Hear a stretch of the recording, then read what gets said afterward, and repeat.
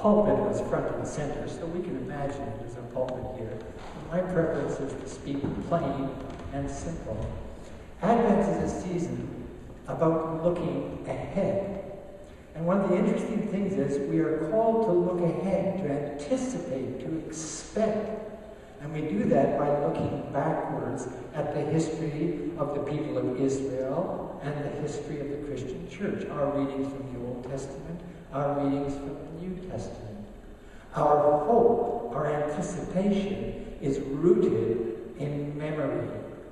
And memory is something that we ought all to celebrate. And in the modern world, it often becomes difficult because so many devices are taking the place of our memory.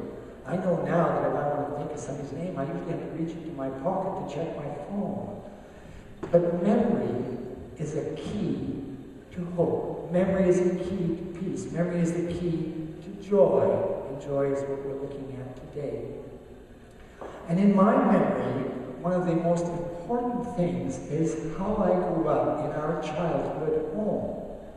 We were a very poor immigrant family. We had next to nothing. But we had a mom, and this mom had the ability of turning nothing into a feast. Mom used to say that we were the most fortunate people in the neighborhood because we had a bowl of barley soup, which was one pot, stirred with one spoon, poured into a small bowl, and eaten with a spoon. And to clean that, all you had to do was rinse it under the tap, dry it with a towel, and put it away. Whereas people all around us were eating pork chops and roast beef and fried sausages. And Mom would say to us, do you know how hard it is to clean a pan that you cook pork chops in? We are so fortunate. And I grew up as a child, and how you grew up as a child is very important regarding how you will live as an adult. We grew up as children believing that poverty was not something to be ashamed of. In fact, poverty was a gift from God because it allowed us not to be preoccupied with the things on the table, but to be preoccupied with one another, to enjoy one another's company, to encourage one another, to support one another. Mom, and you know, folks, that Mom is now laying on what might be called her deathbed. But Mom continues to show this incredible spirit of light overcoming darkness.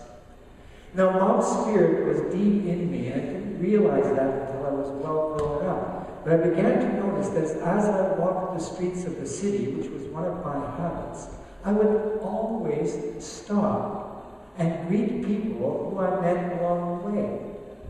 There was a period of time when I would walk the inner city and I would meet these old gentlemen who had dropped out of our social economy for one reason or another. They were lonely, they were broken, they were afraid, sometimes they were addicted to substances.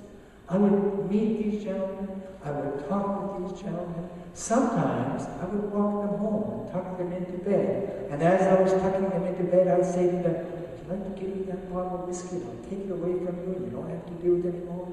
And they'd say something like, oh, maybe tomorrow, maybe tomorrow. But I kept trying to allow the spirit of Mom in me, the spirit of loving kindness, the spirit of tenderness, the spirit of compassion. I allowed that to work in me to bring benefit to others. I've had encounters with people standing on bridges, looking down into the water, just stopping to chat for a moment. Hi, how are you doing? Isn't this a pretty view? And as we chat, I began to discover that they weren't there because of the pretty view. They were there because they'd run out of hope. They were there because they had no meaning left in their lives. And often I would persuade them to come with me, buy them a cup of coffee and maybe a Boston cream donut or something, and we would talk, and for all I know, in that moment of encounter, something changed for that person. I could tell you thousands of stories about meeting people in the street and making a difference just by being kind. Now, when I grew up, I began to realize that the text in Isaiah was very applicable to my life. God was my salvation. I was not saved because I had earned status in the neighborhood. I was not saved because I was somebody to be admired. I was not saved because I had achieved great things. I was saved because God loved me. And because God loved me, I could reach into the lives of others and let the love of God in me overflow and connect with them. The prophet Isaiah makes it very clear that if you live a happy life, if you live a joyful life, that is a gift to everybody you meet, everybody you encounter. Now, coming to John the Baptist, things get a little bit harder. Because John the Baptist is somebody who is looking back on the history of Israel, but he's also looking forward to the future, not just of Israel, but of all humanity. God is going to do something, John said. And if God is going to get this done, you have to be prepared to come on board. So John was baptizing people. He was inviting them to come out of where they were, to be immersed in the water, signifying their participation in death, and to be raised up out of the water, signifying their participation in newness of life. John the Baptist uses strong language about a fire and about a threshing floor. It's all language about cleaning things up, making things that were wrong right, making things that were dark bright.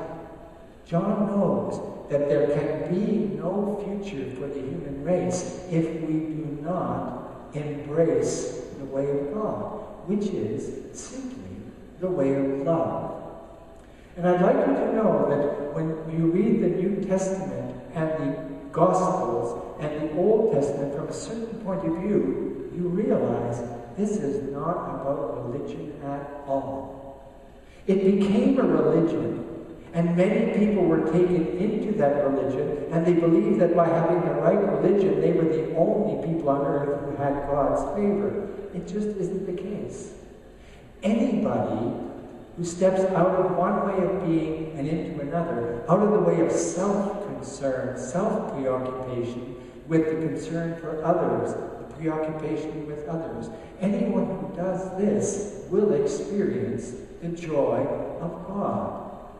I think again of my mom in the kitchen, cooking for us, cleaning for us, doing our laundry, all the things that moms have done through all the ages, almost like servants. But Mom did this with joy. It gave her pleasure. And I'm suggesting that John the Baptist knows that once we embrace the way of God, we too will discover the way of joy. And John is pretty clear about what he has in mind. He has in mind the equalization of benefit for all people. Right now in the world, we know that there are some who have so much it's more than good for them, and there are others who have so little that they don't know where to turn next. John is talking about if you have something, and you meet somebody who doesn't have something, and you share what you have with those who don't have, you are walking in the way of God. And that could be as simple as meeting somebody on the street and offering them a loonie or a toonie.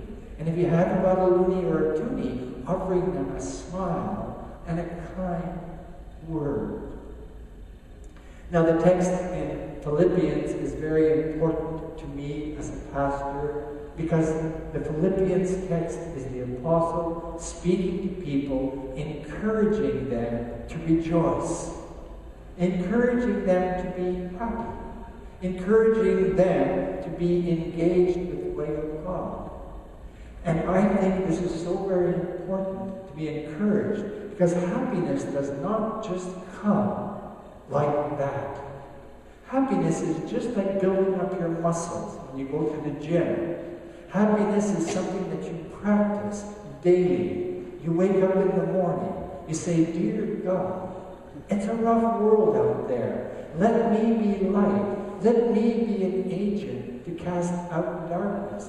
Help me, O God, to shine. Help me, O God, to be happy, even though so much in the world tends towards sadness. The Apostle Paul wants to encourage us to be happy people. And like I said with the kids, a cold is contagious. Happiness is contagious. If we all walk around like this, glum, the world gets glum. If we all walk around happy, the world gets happy. We have an opportunity as persons to make a difference. And that difference is expressed in the daily routines and patterns of our life. It's simple as being filled with God's love and letting God's love run over, to overflow, and to communicate to all of your relations. There's lots that I could say. Right now, what I'd like to say is Mom is dying, and she continues to make us smile. She continues to make us laugh. She continues to overcome the limitations of her body by the strength of her spirit. And that to me is such a great encouragement. Develop your spiritual life. Cultivate your spiritual being. And in this way, you, like Jesus, will be a gift to the world. And this is the season for giving gifts. Joy.